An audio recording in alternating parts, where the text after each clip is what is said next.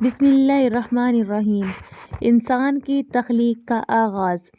اللہ تعالیٰ نے جب کائنات کو پیدا فرمایا، زمین، آسمان، پہاڑ، دریا، فرشتے اور جنات سب پہلے سے موجود تھے۔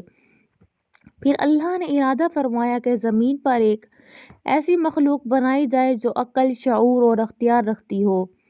اسی ارادے کے تحت اللہ تعالیٰ نے فرمایا کہ وہ زمین میں اپنا خلیفہ بنانے والا ہے۔ فرشتوں نے عرض کی کہ اے اللہ، کیا آپ ایسی مخلوق پیدا کریں گے جو زمین میں فساد کرے گی؟ اللہ نے فرمایا، میں وہ جانتا ہوں جو تم نہیں جانتے۔ اللہ تعالیٰ نے حضرت آدم علیہ السلام کو مٹی سے پیدا فرمایا۔ مختلف اقسام کی مٹی جمع کی گئی، پھر اس سے آدم کا جسم بنایا گیا۔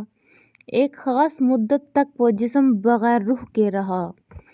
جب اللہ نے اس جسم میں روح پھونکی تو حضرت آدم علیہ السلام زندہ ہو گئے۔ اسی لمحے وہ پہلے انسان اور پہلے نبی بن گئے۔ اللہ تعالیٰ نے تمام فرشتوں کو حکم دیا کہ آدم کو سجدہ کریں۔ سب فرشتوں نے فوراً سجدہ کیا، لیکن ابلیس نے انکار کر دیا۔ اس نے تکبر کیا اور کہا، میں آگ سے بنا ہوں اور آدم مٹی سے، میں بہتر ہوں۔ یہی تکبر اس کی تباہی کا سبب بنا۔ اللہ نے ابلیس کو اپنی رحمت سے دور کر دیا اور وہ شیطان بن گیا۔ اللہ تعالیٰ نے حضرت آدم علیہ السلام کو تمام چیزوں کے نام سکھائے۔ یہ علم فرشتوں کے پاس بھی نہیں تھا۔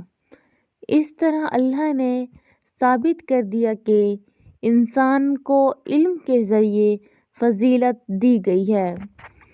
یہ انسانیت کے لیے بہت بڑا پیغام ہے کہ علم انسان کو بلند کرتا ہے۔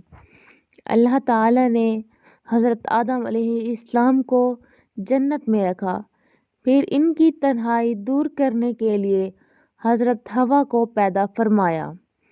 دونوں کو جنت کی تمام نعمتیں عطا کی گئیں۔ صرف ایک درخت سے منع فرمایا گیا کہ اس کے قریب نہ جانا۔ شیطان نے حضرت آدم اور حضرت حوا کو بہکایا۔ اس نے جھوٹے وعدے کیے، وسوسے ڈالے اور کہا کہ یہ درخت تمہیں ہمیشہ کی زندگی دے گا۔